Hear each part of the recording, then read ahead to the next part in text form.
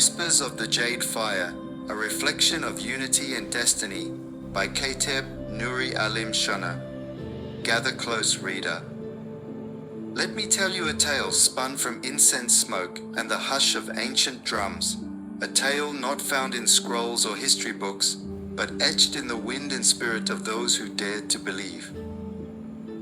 The story takes place in the hidden province of Longyuan, during a forgotten dynasty, when the Emperor of Smoke and Thunder ruled from a throne carved from obsidian and pearl. In a valley surrounded by jade peaks and wild plum trees, a humble mountain village named Shantang thrived in quiet prayer and peaceful harvest. But peace, like plum blossoms, never lasts long. Dark omens stirred in the sky. The Crimson Horde, an army raised by the traitorous warlord Wu Jian, marched west, devouring every village with fire and steel. The empire was fractured, the heavens silent. The mountain winds whispered fear into Shantang. Then came the emperor's command, a call carved into bamboo and sealed in crimson wax. Each village must send forth a champion to stand in the ranks of the Sacred Legion, or surrender their fate to the blade of Wu Jian. Master Rensho, the village guardian, was old, a man whose spirit still burned, but whose bones betrayed him. His son, Kai Shu, a quiet soul, known more for meditating by rivers than wielding a blade, stepped forward. The fire that once protected this village now burns in me. It is my turn to stand. But Kai wasn't like other warriors. He didn't carry rage in his heart or vengeance in his voice. What he carried was faith in the ancestors, in the Creator, in the unseen thread that binds all life. The village fractured. Shantang was no longer whole. The incense makers blamed the farmers. The stonecutters accused the monks. The Moon Festival Committee argued about rice cakes while the enemy drew closer. Old feuds bubbled like bitter tea. Kai saw it all and still trained in silence, meditating at dawn, practicing sword forms beneath the waterfall. He taught others what he knew, not just how to fight, but how to breathe together. He spoke of chi, of unity, of surrendering ego to something greater.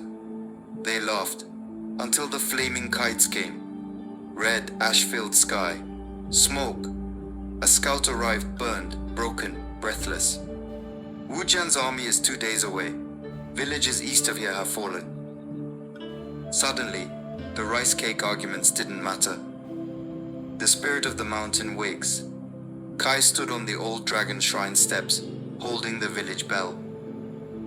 If we do not rise together, we will fall alone. The smith returned to his forge. The tea growers offered their harvest. The temple dancers anointed weapons with sacred oils. The children gathered plum branches. Even the widow, who hadn't spoken in years, stood up and said, "I will cook for the fighters." Unity crackled like lightning in the valley. A moment by the lantern light. The night before the battle, Kai sat beneath the lantern trees, sharpening his sword by moonlight. There, Lin Yue, the herbalist's daughter, approached. She was no stranger. They'd grown up together, two spirits intertwined yet never confessed. She knelt beside him, her hands carrying the scent of wild chrysanthemum. "I came to bless your blade," she said, her fingers brushing his. Kai looked at her, really looked, and for the first time, allowed his guarded heart to soften. "I don't know if I will return," he whispered. She held his face gently. "Then let this be your return," and kissed him, not with desperation, but with peace.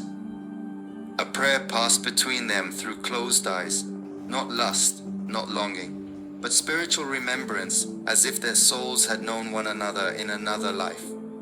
They spoke no more. Some love is too deep for words. The battle beneath the moon gate. On the second night, as the moon rose fat and gold, the Crimson Horde arrived, drums pounding like war gods stomping the sky. Kai wore no fancy armor. He tied his father's old sash around his waist.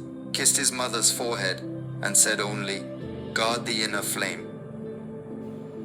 At the gate, he met the enemy general, a brute of a man called the Bone Ox, who laughed when he saw Kai's slender frame and calm eyes. "You bring poets to a war," he sneered. "No," Kai said. "I bring spirit." The battle erupted. Shantang fought with everything plows turned to spears, baskets to shields, prayers to arrows. Women and men stood side by side. Even the monks broke their silence to chant as they struck. The Bone Ox bellowed, swinging a massive axe that crushed two warriors in a single blow.